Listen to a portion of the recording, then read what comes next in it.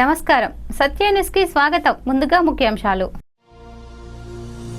ప్రభుత్వ విధానాలలో జీవనాధారం కోల్పోయిన లక్షలాది మంది గల్ఫ్ బాట పట్టారు. గల్ఫ్ బాధితులకు ఏర్పాటు చేస్తామన్న 500 కోట్ల ప్రత్యేక నిధిని వెంటనే ఏర్పాటు చేయాలి. ఎంబీసీ రాష్ట్ర ఉపాధ్యక్షుడు దండి వెంకట్ డిమాండ్. జగ్రన్పల్లి మండల కేంద్రంలో దేవరదండ అమావాస్య సందర్భంగా గ్రామ అభివృద్ధి కమిటీ ఆధ్వర్యంలో గ్రామ దేవతలకు గంగనీళ్లతో జలాభిషేకం. మామిడిపల్లి నిజాం సాగర్ కెనాల్ స్థలాన్ని ఆక్రమించి మడిగెలు నిర్మించుకున్న పట్టించుకోని నీటిపారుదల రెవెన్యూ గ్రామ పంచాయతీ అధికారులు. వేల్పూర్ మండల కేంద్రంలో గ్రామ అభివృద్ధి కమిటీ ఆధ్వర్యంలో ఘనంగా అయ్యల జాతర అన్నదాన కార్యక్రమం నిర్వహణ. 1వ వార్డులో మురికి కాలువలు లేక ఇబ్బందులు పడుతున్న కాలనీ వాసులు. మురికి కాలువలు నిండి రోడ్లపై ప్రవహిస్తున్న మురికి కాలువలు నిర్మించాలని డిమాండ్ చేస్తున్న స్థానికులు. వేల్పూర్ ప్రాథమిక ఆరోగ్య కేంద్రంలో హరితహారంలో నాటిన మొక్కలను సంరక్షిస్తూ పచ్చదనంగా మార్చిన వైద్యులు, సిబ్బంది.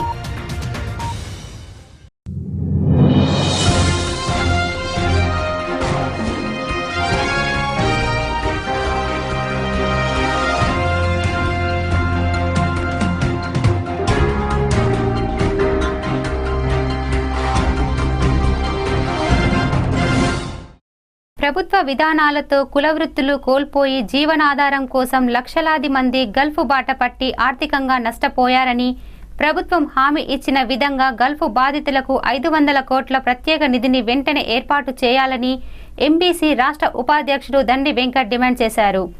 ఆర్మూర్ పట్టణంలోని రోడ్లు భవనాల శాఖ అతిథి గృహంలో విలేకరుల సమావేశం నిర్వహించారు.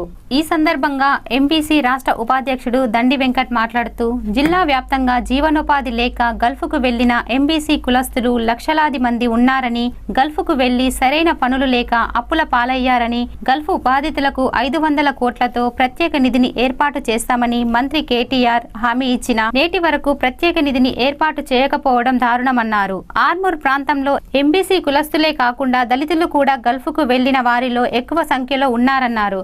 గల్ఫ్కు వెళ్లి ఆర్థికంగా వెనుకబడ్డ వారికి బ్యాంకుల ద్వారా రుణాలు ఇప్పించి ప్రైవేటు అప్పుల నుండి విముక్తి కల్పించాలని డిమాండ్ చేశారు. రాష్ట్ర ప్రభుత్వం తక్షణమే స్పందించి ఎంబీసీ కులస్తులను ఆర్థికంగా ఆదుకోవాలని ఆయన విజ్ఞప్తి చేశారు. ఈ కార్యక్రమంలో ఎంబీసీ నాయకులు సాయిలు, గంగాధర్, గండికోట రాజన్న, కనకయ్య తదితరులు పాల్గొన్నారు. నిజామాబాద్ జిల్లా వ్యాప్తంగా ఎంబీసీలు మోస్ట్ బ్యాక్వర్డ్ క్యాస్ట్ మడ్డెర, రజక, నాయ బ్రాహ్మణి, గంగపుత్ర, అదేవిధంగా ఈ పట్కారి, ఆర్యకట్క, ఇట్లాంటి మేదరి, ఇట్లాంటి అనేక సేవా కులాలు జిల్లాలో లక్షలాది మంది ఉన్నారు. అయితే రోజు రోజుకి ప్రభుత్వ విధానాల ఫలితంగా వృత్తులు కోల్పోతున్నారు.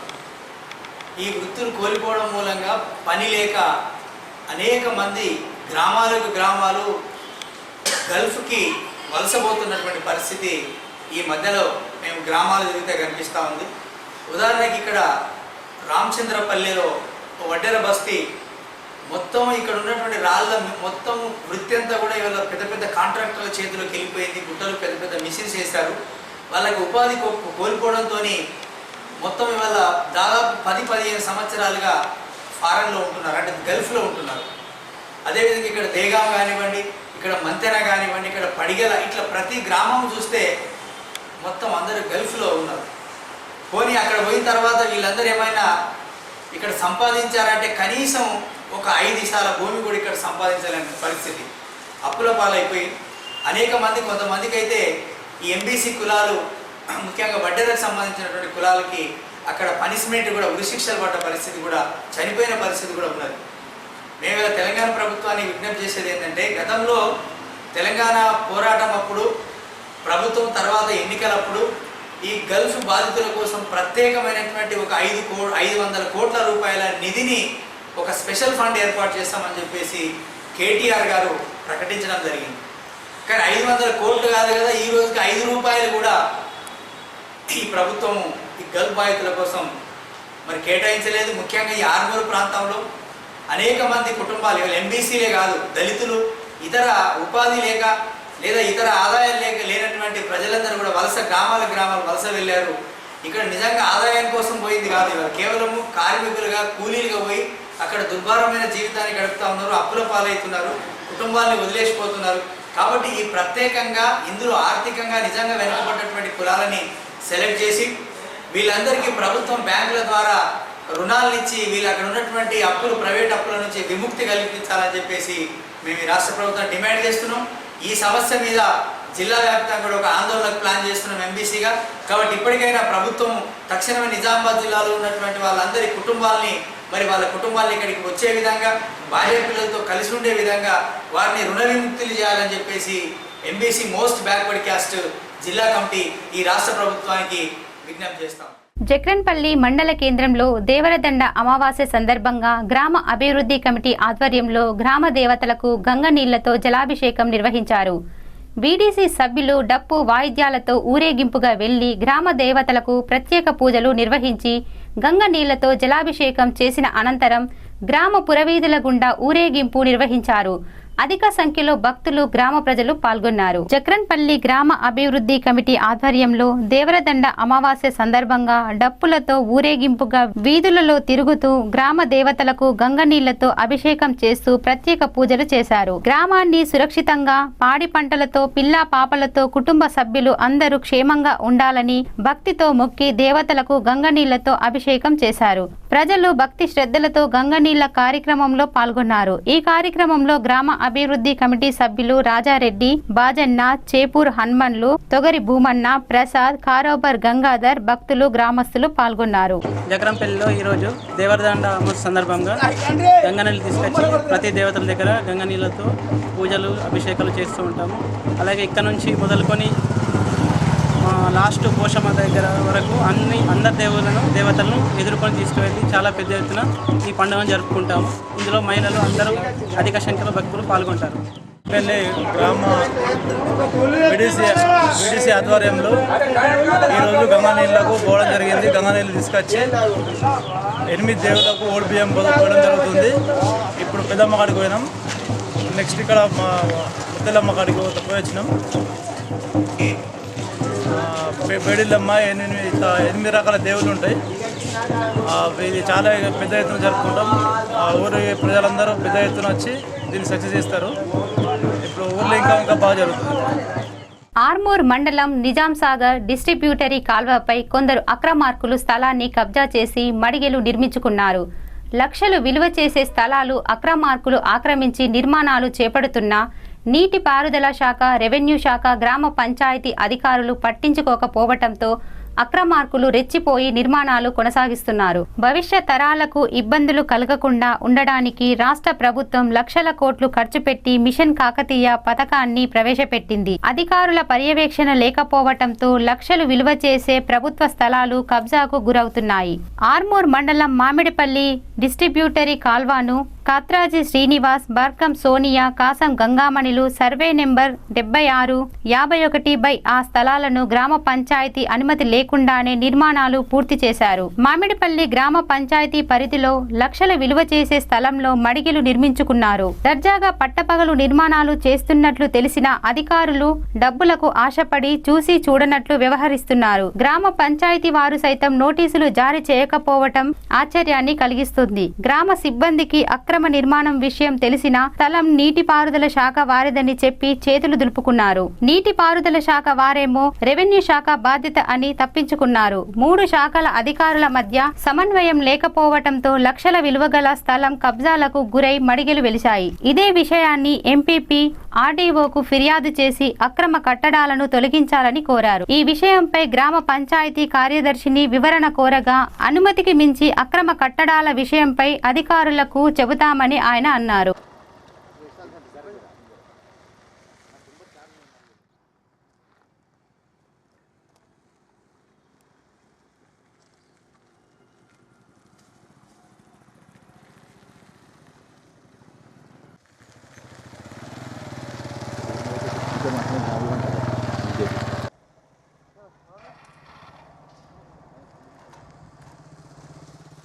ఆర్మూర్ మండలం మామిడిపల్లి గ్రామ పంచాయతీలో అయితే అక్రమంగా కట్టినారని చెప్పేసి మా దృష్టికి వచ్చింది. అయితే అవి కేశానం గంగామణి అని చెప్పేసి 51 సర్వే నంబరు 51/A పెద్ద సర్వే నంబరు నార్త్ సైడ్ మేము పై అంటే అక్కడ పర్మిషన్ ఇచ్చిన దానికి పై కొలిసినాము. మేము పర్మిషన్ ఇచ్చిన దానికన్నా 5 ఫీట్లు నార్త్ సైడ్ ఎక్కువ జరిగింది అది. మరి తర్వాత సోనియా అని చెప్పేసి సర్వే నంబరు 76లో కట్టింది. దాంట్లో స్లాబ్ సైడ్ 7 ఫీట్లు ముందు జరిగింది. స్లాబ్ కూడా పెరిగింది. 3 ఫీట్లేమో ఇల్లు జరిగింది. తర్వాత స్లాబ్ 7 ఫీట్లు పెరిగింది. ఈ కత్తిరోజు శ్రీనివాస్ అన్నదానికి పర్మిషన్ మేము ఇవ్వలేదు ఇంతవరకు కూడా. అది కూడా కెనాల్ వచ్చిందని చెప్పేసి పర్మిషన్ అట్లా ఆపేసి అట్లా పెట్టేసినాం. అయితే వీటి గురించి మేము పై అధికారులు కూడా మన డిపిఓ గారికి కూడా చెప్పడం జరిగింది. వేల్పూర్ మండల కేంద్రంలోని వాగు వద్ద గల అయ్యల జాతర గ్రామ అభివృద్ధి ఆధ్వర్యంలో నేడు ఘనంగా నిర్వహించారు. ఉదయం అభిషేకం, అర్చన, యజ్ఞం, పుణ్యవచన కార్యక్రమాలను నిర్వహించినట్లు ఆలయ పూజారి పవన్ శర్మ తెలిపారు.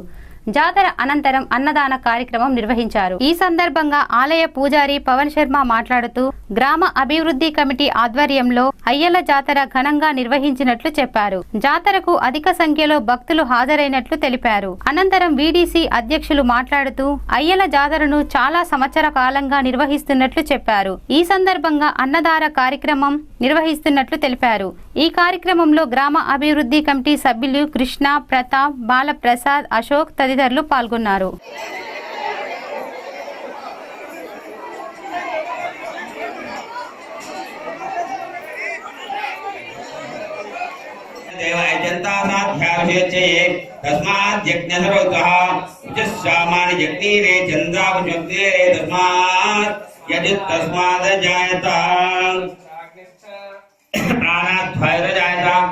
वेदहमेतं पुरुषं महन्तं आदित्यवर्णं तमसस्तु पारे सर्वाणि रूपाणि विचित्य धीरा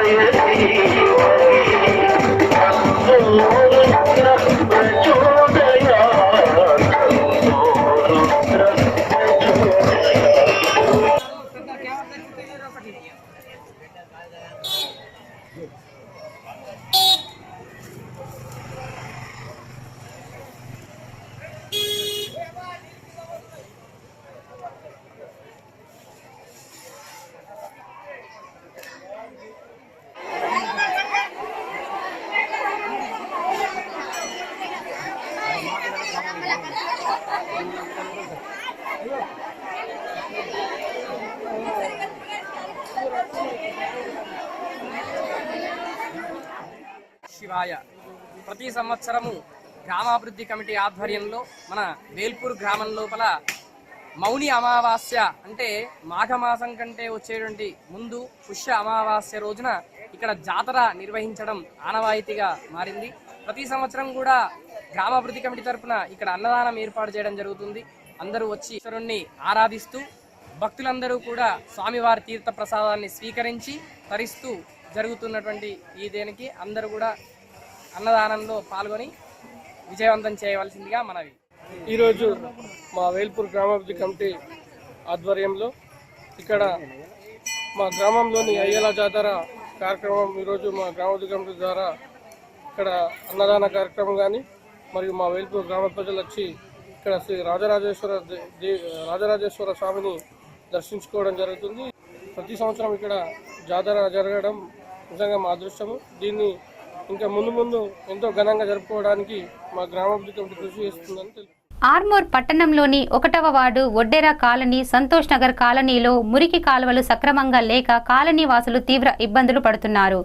మురికి కాలువలు నిండి రోడ్లపై మురికి నీరు ప్రవహిస్తుండటంతో కాలనీలో దుర్గంధం వ్యాపించి ప్రజలు నానా అవస్థలు పడుతున్నారు. కాలనీలో వెంటనే మురికి కాలువలు నిర్మించి అవస్థలు తప్పించాలని స్థానికులు డిమాండ్ చేస్తున్నారు. ఈ సందర్భంగా స్థానికులు పింజ నారాయణ మాట్లాడుతూ మురికి కాలువలు సక్రమంగా లేకపోవటంతో మురికి నీరు రోడ్లపై ప్రవహిస్తుందన్నారు. అవసరమున్న దగ్గర మురికి కాలువలు నిర్మించకపోవటంతో కాలనీలో దుర్గంధం వ్యాపించి ప్రజలు వ్యాధుల బారిన పడుతున్నారన్నారు. మురికి కాలువలు నిండి మురికి నీరు రోడ్లపై పారుతుండటంతో పందులు, దోమలు స్వైర విహారం చేస్తున్నాయని అధికారులకు ఎన్నిసార్లు విన్నవించినా పట్టించుకోవడం పట్టించుకోవడం లేదని వాపోయారు. ఇకనైనా అధికారులు, కౌన్సిలర్లు స్పందించి మురికి కాలువలు నిర్మించాలని ఆయన కోరారు. అక్కడ నీళ్ళు వచ్చేసి ఆ రోడ్డు మీదకి లాటి వెళ్ళిపోతున్నాడు ఇళ్లకు.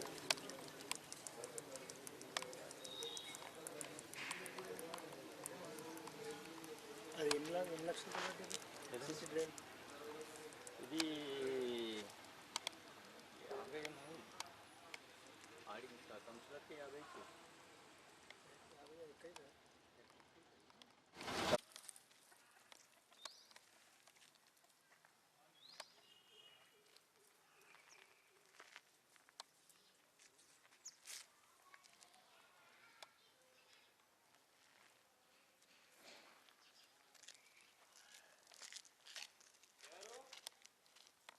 నమస్తే అన్నగారు.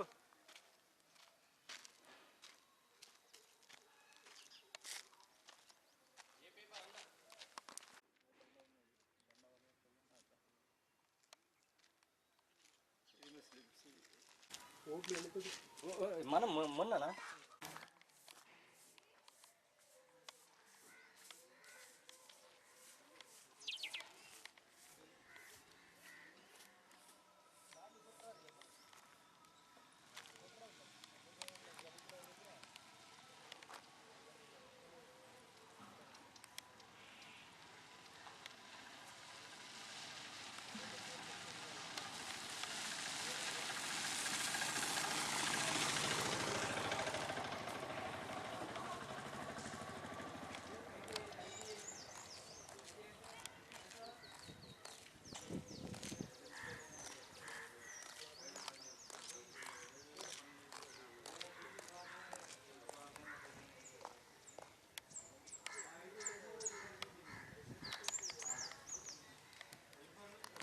టీఆర్ఎస్ ప్రభుత్వం వచ్చి నుంచి ఫస్ట్ వార్డు సమస్యలు అంటే వెనుకబెట్టి కట్నై second ward, third ward, fourth వార్డులను చూసుకుంటుంటే ఒక అభివృద్ధి ఉంటుంది.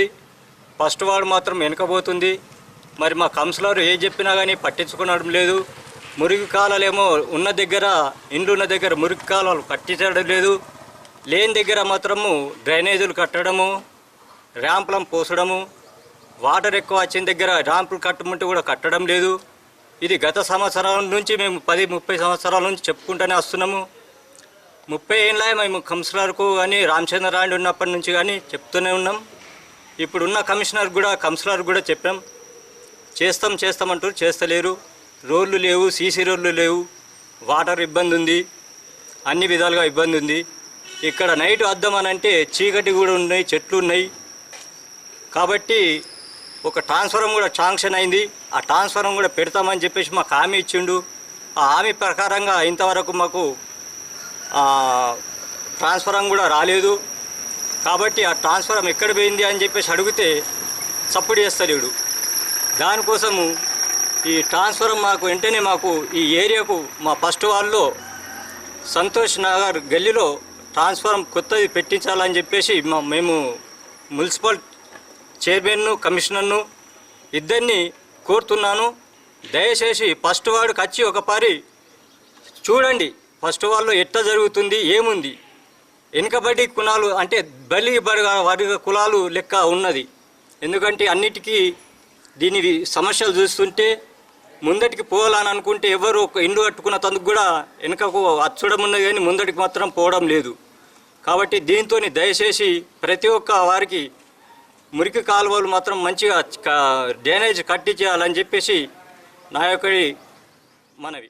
వేల్పూర్ మండల కేంద్రంలో గల ప్రాథమిక ఆరోగ్య కేంద్రంలో హరితహారంలో భాగంగా మొక్కలు నాటి వాటిని సంరక్షిస్తూ ఆసుపత్రి ఆవరణను పచ్చదనంగా మార్చేందుకు వైద్యుడు అశోక్తో పాటు సిబ్బంది కృషి చేస్తున్నారు.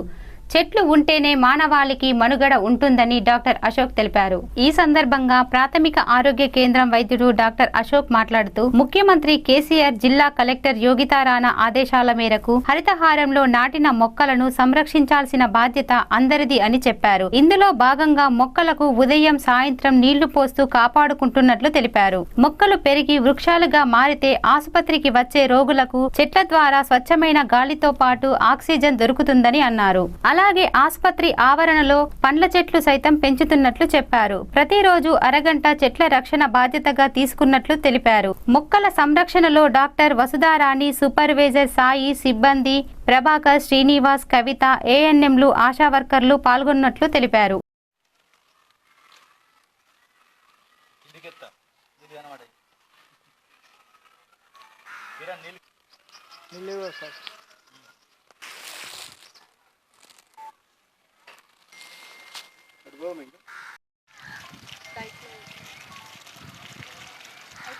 మామిడి చెట్టు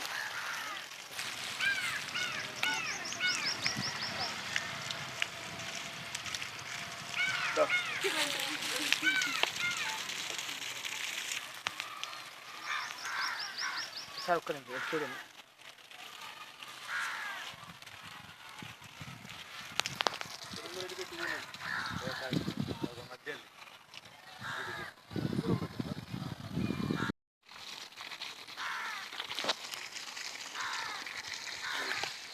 తెలంగాణ ప్రభుత్వము మరియు తెలంగాణ ప్రభుత్వ అధినేత అయిన మన ముఖ్యమంత్రి వర్యులు కల్వకుంట్ల చంద్రశేఖరరావు గారి ఆదేశాల మేరకు మన వర్షాభావ పరిస్థితులను అధిగమించి తెలంగాణని ఒక హరిత తెలంగాణగా మార్చి ఇక్కడ ఉన్న ప్రపంచాన్ని కూడా ఒక పచ్చటి మయంగా చేయాలి అన్న కంకణం కట్టుకున్న కేసీఆర్ గారి ఆదేశాల మేరకు దానికి అనుగుణంగా జిల్లా కేంద్రంలో కలెక్టర్ యోగితా రాణా, జిల్లా వైద్యాధికారి మన డాక్టర్ వెంకట్ గారి ఆదేశాల మేరకు ప్రాథమిక ఆరోగ్య కేంద్రంలో మనకు నిర్దేశించిన కింద మొక్కల్ని నాటి ప్రాథమిక ఆరోగ్య కేంద్రాన్ని ఒక పచ్చని ఆరోగ్య కేంద్రంగా, తద్వారా హాస్పిటల్లోకి వచ్చే రోగులకు కూడా హాస్పిటల్లోకి ఎంటర్ కాగానే పచ్చని ఆహ్లాదకరమైన వాతావరణాన్ని చూసి వారు ఒక మంచి శ్వాసను పీల్చుకొని ఇక్కడ అందిస్తున్న సేవలని వారు ఆస్వాదించాలన్న ఉద్దేశంతో ఈ ప్రాథమిక ఆరోగ్య కేంద్రాన్ని పచ్చని వనంగా, పచ్చని ఆరోగ్య కేంద్రంగా మార్చాలనే లక్ష్యంతో మనం ఆరోగ్య కేంద్రం పరిధిలో మొత్తం కూడా వివిధ రకాల చెట్లను నాటడం జరిగింది. అందులో కొన్ని పళ్ళ చెట్లు, టేకు చెట్లు, వివిధ రకాల నీడనిచ్చే చెట్లని మనం ఈ ఆరోగ్య కేంద్రంలో వేయడం జరిగింది. భాగంలో మంచి దారిని చూపించే విధంగా కూడా మొక్కల్ని పెంచి ఒక గార్డెన్ లాగా కల్పించడం జరిగింది. అలాగే ఆరోగ్య కేంద్రం పరిధిలో ఇంకా గార్డెనింగ్ కోసం ఇంకా కొన్ని గడ్డి మొక్కలను వాటిని కూడా ఏర్పాటు చేసి ఇంకా ఇక్కడికి వచ్చే ప్రజలకు మెరుగైన వాతావరణం కల్పించే విధంగా చల్లని ఆహ్లాదకరమైన ప్రభుత్వ ఆసుపత్రులు అంటే ఇంత బ్రహ్మాండంగా ఉంటాయా అన్న ఒక విశ్వాసాన్ని కలిగించే విధంగా మేము నిన్న మొన్ననే హాస్పిటల్లో కూడా కలర్లను వేసి కూడా హాస్పిటల్ని మొత్తం కూడా పచ్చని కలర్లతో నింపడం జరిగింది. బహుశా ఈ గ్రీన్ కలర్ని సీఎం గారే నిర్దేశించడం జరిగింది. హరిత చెట్లతో పాటు మన గ్రీన్ని ఆ చెట్లతో పచ్చని వాతావరణాన్ని కల్పించే విధంగా ఉందని వారి కోరిక మేరకు ఇదంతా కూడా తీర్చిదిద్దడం జరుగుతుంది. అందులో భాగంగా ప్రాథమిక ఆరోగ్య కేంద్రంలో కూడా వివిధ సేవల్ని బాగా నిర్వర్తిస్తూ ఉన్నాము. హరితహారము, అమ్మఒడి కార్యక్రమాలని వినియోగించుకొని ప్రజలు హాస్పిటల్ యొక్క వాతావరణాన్ని ఆస్వాదించి మంచి ఆరోగ్యాన్ని పొందాలని వేల్పూర్ ప్రాథమిక ఆరోగ్య కేంద్రం తరఫున మనవి చేస్తున్నాం. జక్రన్పల్లి మండల కేంద్రంలో రేషన్ షాపు దుకాణాలలో సరుకుల పంపిణీ కోసం పాత కార్డుల స్థానంలో కొత్త కార్డులను రేషన్ డీలర్లు అర్హులకు పంపిణీ చేశారు. మార్కెట్లో నిత్యావసర సరుకుల ధర ఎన్నో రెట్లు పెరిగిన ఈ తరుణంలో గతంలో ఉన్న కమిషన్పై రేషన్ షాపులు నడిపించుటకు కష్టతరంగా మారిందని ప్రభుత్వం స్పందించి రేషన్ డీలర్లకు జీతాలను ప్రతిపాదించాలని మండల రేషన్ డీలర్ల సంఘం అధ్యక్షుడు లక్ష్మణ్ ప్రభుత్వాన్ని కోరారు.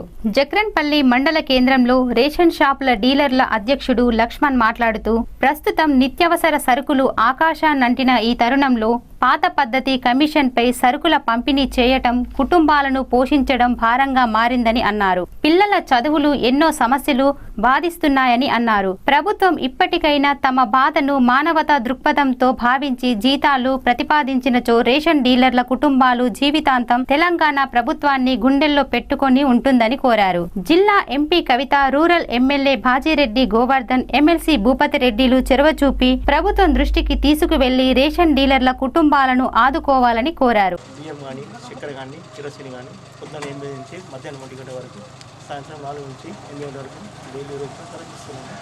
ప్రజలకు ఇబ్బంది కాకుండా వాళ్ళకి ఇస్తున్నాము. అన్ని వస్తువులు వాటిని మరిపోకుండా యథావిధంగా ఇస్తున్నాము. మాకు ఎటువంటి ప్రాబ్లమ్స్ లేదు. ఒక విషయం ఏంటంటే మాకు కమిషన్ వద్దు, మాకు కావాల్సింది సాఫీసు. మా మండలంలో చిన్న చాలా ఉన్నాయి. మేము మాకు చిన్న షాపు మేము బతకలేము కాబట్టి జీతాలు ఇస్తే అందరు బతుకుతారు. మా యొక్క గవర్నమెంట్ ముఖ్యమంత్రిని కోరుతున్నాము. పాత కార్డ్స్ అయిపోతున్నాము, కొత్త కార్డ్స్ ఇస్తున్నాము. మరి వాళ్ళకి కానీ బియ్యం కానీ చక్కెర కానీ అన్ని వస్తువులు ఇస్తున్నాము. వార్తలు ముగించే ముందు ముఖ్యాంశాలు మరోసారి. ప్రభుత్వ విధానాలలో జీవనాధారం కోల్పోయిన లక్షలాది మంది గల్ఫ్ బాట పట్టారు. గల్ఫ్ బాధితులకు ఏర్పాటు చేస్తామన్న 500 కోట్ల ప్రత్యేక నిధిని వెంటనే ఏర్పాటు చేయాలి. ఎంబీసీ రాష్ట్ర ఉపాధ్యక్షుడు దండి వెంకట్ డిమాండ్. జగ్రన్పల్లి మండల కేంద్రంలో దేవరదండ అమావాస్య సందర్భంగా గ్రామ అభివృద్ధి కమిటీ ఆధ్వర్యంలో గ్రామ దేవతలకు గంగనీళ్లతో జలాభిషేకం. మామిడిపల్లి నిజాం సాగర్ కెనాల్ స్థలాన్ని ఆక్రమించి మడిగెలు నిర్మించుకున్న పట్టించుకోని నీటిపారుదల రెవెన్యూ గ్రామ పంచాయతీ అధికారులు. వేల్పూర్ మండల కేంద్రంలో గ్రామ అభివృద్ధి కమిటీ ఆధ్వర్యంలో ఘనంగా అయ్యల జాతర అన్నదాన కార్యక్రమం నిర్వహణ. 1వ వార్డులో మురికి కాలువలు లేక ఇబ్బందులు పడుతున్న కాలనీ వాసులు. మురికి కాలువలు నిండి రోడ్లపై ప్రవహిస్తున్న మురికి నీరు, మురికి కాలువలు నిర్మించాలని డిమాండ్ చేస్తున్న స్థానికులు. వేల్పూర్ ప్రాథమిక ఆరోగ్య కేంద్రంలో హరితహారంలో నాటిన మొక్కలను సంరక్షిస్తూ పచ్చదనంగా మార్చిన వైద్యులు, సిబ్బంది. ఈ వార్తలు ఇంతటితో సమాప్తం. తిరిగి రేపటి వార్తల్లో మళ్ళీ కలుద్దాం. అంతవరకు సెలవు. నమస్కారం.